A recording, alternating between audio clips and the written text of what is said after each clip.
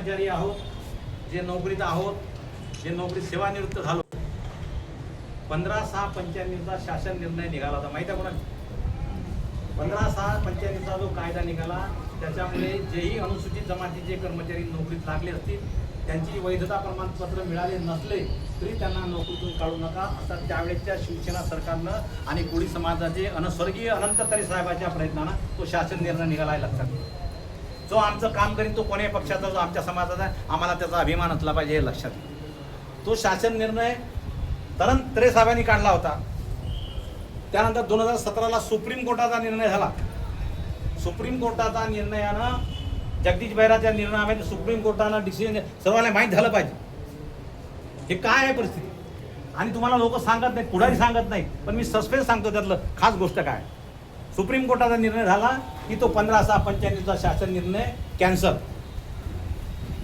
2017ला supreme कोर्टाचा निर्णय झाला की ज्या अनुसूचित जमातीच्या प्रमाणपत्राच्या आधारे जे कर्मचारी शासकीय, निमशासकीय, केंद्र शासनाचे, महामंडळाचे, नगरपालिकेचे कोणतेही कर्मचारी असतील, शासनाचा पगार घेत असतील, त्याच्या नोकऱ्या ताबडतोब कॅन्सल करा.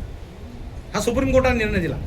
सुप्रीम कोर्टाने निर्णय निघाला, ताबडतोब सरकारनं महाराष्ट्र शासनाने निर्णय काढला की ताबडतोब ज्यानं व्हॅलिडिटी दिल्याने त्याला काढून टाका.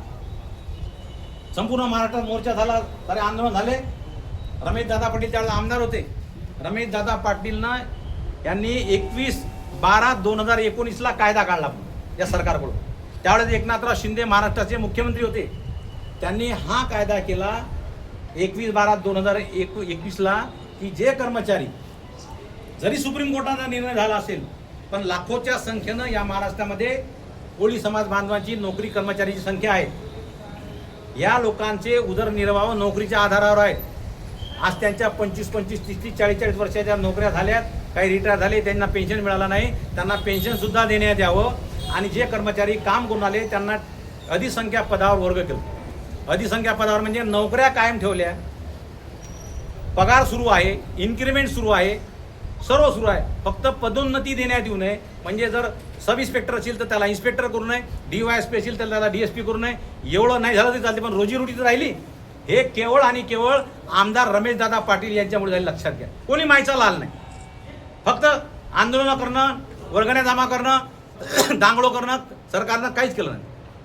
हा 2021ला शासन निर्णय निघाल्यानंतर पुन्हा महाराष्ट्रातल्या अनेक संघटना, या महाराष्ट्रामध्ये एवढ्या कोळी समाज संघटना आहे की दगड उचलला की संघटना आहे. साऱ्या संघटनेनं आंदोलन केलं, टमके केले, मोर्चे काढले, नागपूरला अटक केली, उचापूरते काय काय नाही केलं, आंदोलन झाले. पण अजूनही शासन निर्णय निघाला नाही. जो तो म्हणते जातीचं प्रमाणपत्र भेटलं पाहिजे. कोणाला नाही पाहिजे? प्रत्येकाला पाहिजे. पण ते निघालं काय? 70 वर्षापासून जर आपण त्याची मागणी करून आलो तर ते निघत नाही. रमेश दादा पाटील पुन्हा आम्ही उठलो, पुन्हा कोळी संघानं मागणी केली की कोळी समाज बांधवाला ज्याच्या टीचर कोळी महादेव आहे, कोळी आहे, त्याला अनुसूचित जमातीचं प्रमाणपत्र सुलभरित्या मिळालं पाहिजे. लक्षात. ही प्रमुख मागणी केली. आतापर्यंत शांत राहिलं. पुन्हा आता लोक म्हणतात शांत राहा तुम्ही. आता लोक शांत होते, आता कोण उठले? अरे तुम्ही करू ना. तुम्ही काय केलं?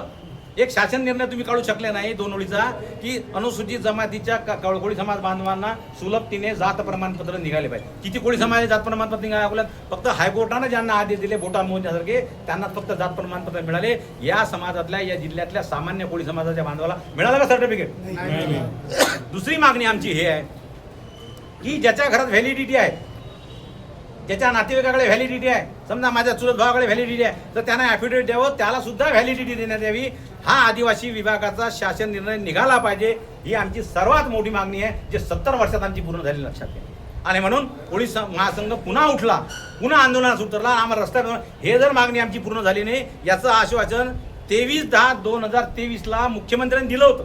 त्याचे मिनिट्स आहेत, त्याचा निर्णय आहे, त्याच्यावर आदिवासी विकास विभागाच्या मंत्र्याची सही आहे. त्या बैठकीला मी होतो, पण त्याची अंमलबजावणी झाली नाही, त्याचा GR निघाला नाही. आणि म्हणून आमची पुन्हा त्याला आठवण द्यासाठी, म्हणजे स्मरण देण्यासाठी आम्ही या ठिकाणी पुन्हा जिल्हाधिकाऱ्यांमार्फत मुख्यमंत्र्यांना तुम्ही सांगा की आमच्या समाज बांधवांमध्ये तीव्र नाराजी आहे. पुढच्या भविष्यातल्या निवडणुका लक्षात घ्या.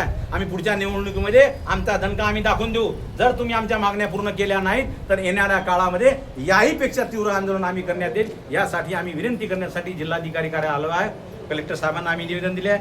अप्पर जिल्हाधिकाऱ्यांना निवेदन दिलेलं आहे, डेप्युटी कलेक्टर यांना निवेदन दिलेलं आहे. या सर्वांना आम्ही आमच्या वतीनं विनंती केली, कोळी महासंघाच्या वतीनं, कोळी समाजाच्या वतीनं, की आम्हाला सुलभरित्या जात प्रमाणपत्र मिळालं पाहिजे व रक्तनाते संबंधामध्ये जात वैधता प्रमाणपत्र मिळालं पाहिजे. जोपर्यंत आम्हाला मिळणार नाही, याहीपेक्षा आमचं आंदोलन तीव्र दिशेनं त्या ठिकाणी मार्गक्रम आहे. तुमच्या सर्वांनी या ठिकाणी येऊन आम्हाला सहकार्य केलं. आपला समाजाचा प्रश्न आहे, समाजाचा प्रश्न कोणही उचलो आम्ही त्याच्यासोबत असलो पाहिजे, ही भूमिका आमची असली पाहिजे. हा लढा कोणाच्या एकट्याच्या घरचा नाही आहे, हा लढा समाजाचा आहे. आणि म्हणून समाजासाठी समाजानं त्या ठिकाणी पुढे येऊन या ठिकाणी सर्वांनी सहकार्य केलं. त्या सर्वांचा आम्ही कोळी महासंघाचा पदाधिकारी सर्वांचे आभार मानतो. आता एक मिनिट कॅमेरा बंद करा, कॅमेरा बंद करा. सर्वांना इथून